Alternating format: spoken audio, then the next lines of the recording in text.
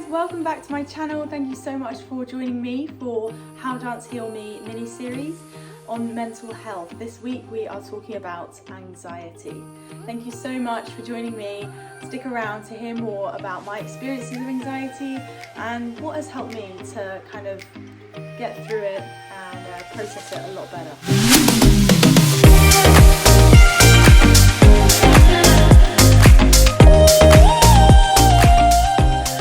Jumping in right away, guys, today we are talking about anxiety, and anxiety has hit me a lot and still kind of continues to, but very, very small amounts now, especially compared to what I was struggling with in the past.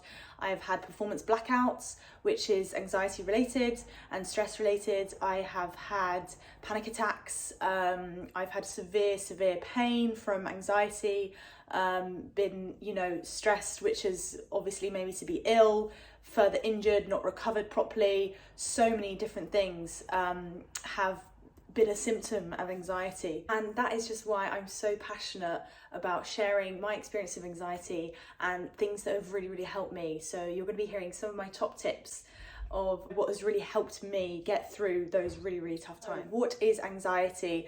Anxiety is basically, and although this may be tricky to hear for some of you, some definitions do differ, but what I know it as is that anxiety is a fear of the future. It basically means that our thought processes and our heads are influencing our behaviours and our patterns to be fearful of something that may or may not happen. Now, for me, this was definitely a fear of getting it wrong in any aspect of my life, whether it was a hospitality job, whether it was a dance job and I was fearing getting the steps wrong or the moves wrong. I'm sure many of you can relate to a time where you've just felt a little bit panicky because you are concerned about how something might play out. And it may not be that obvious to you at the moment about certain things that you might be stressed about, but if it's because you're concerned about how it turns out, then that's probably anxiety related. Now, for most of us, we think, yeah, but anxiety is just a phase. It goes in and out of any situation that we may, be fearful of how it pans out. And of course, you're going to be fearful of how it pans out because we're concerned about our future. We want us to have healthy and happy lives, and we want to eliminate, any sort of negatives we can. However, they do come up, and so people may think it's just something that comes and goes, but actually anxiety is a response. It's a way we physically respond to a situation. So even though it may be hard to sort of understand, whatever happens is gonna happen anyway. We actually don't have that much control in what happens. Many people have the philosophy that everything happens for a reason. So everything was supposed to happen that way, which I fully believe in. Many people have the philosophy of, oh, we might die tomorrow. So, we can't have control over that, right? So, let's just be in the present. Some people have the opinion that, you should plan and you should be able to eliminate any kind of risks or anything that might be detrimental to us in the future.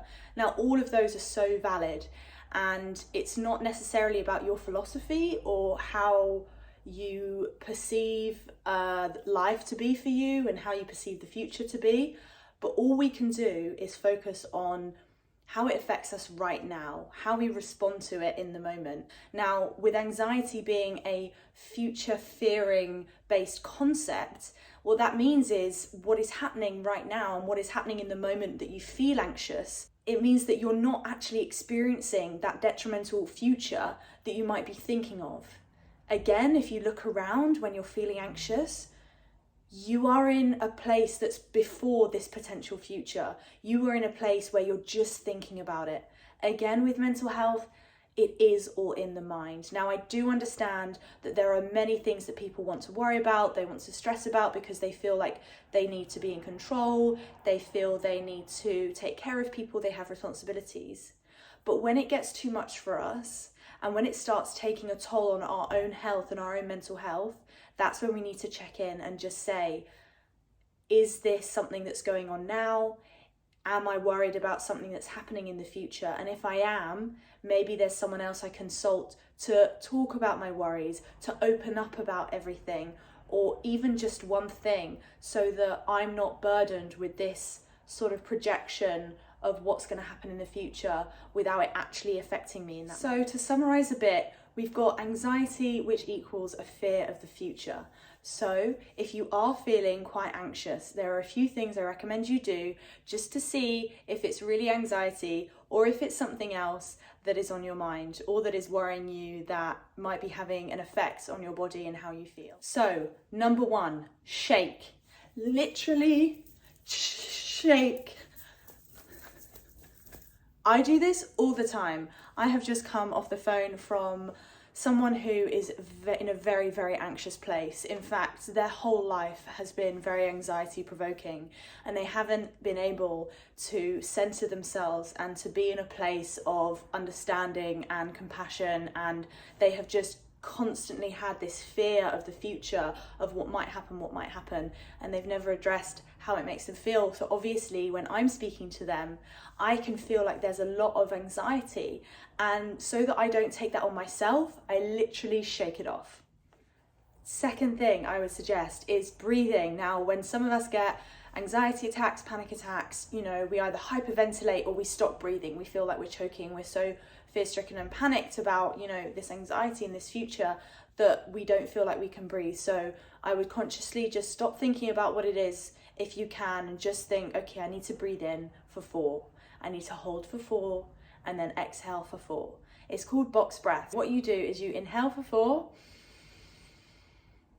hold it for 4, exhale for 4, and hold it for 4. Obviously you can count at your own pace, but it's better if you take a more steady pace than you previously were breathing.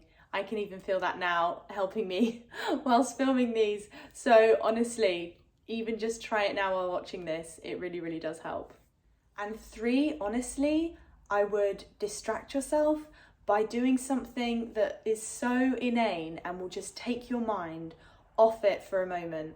This has really helped me, and it literally can be simple as housework. So I know some people are like, oh, housework, I hate housework.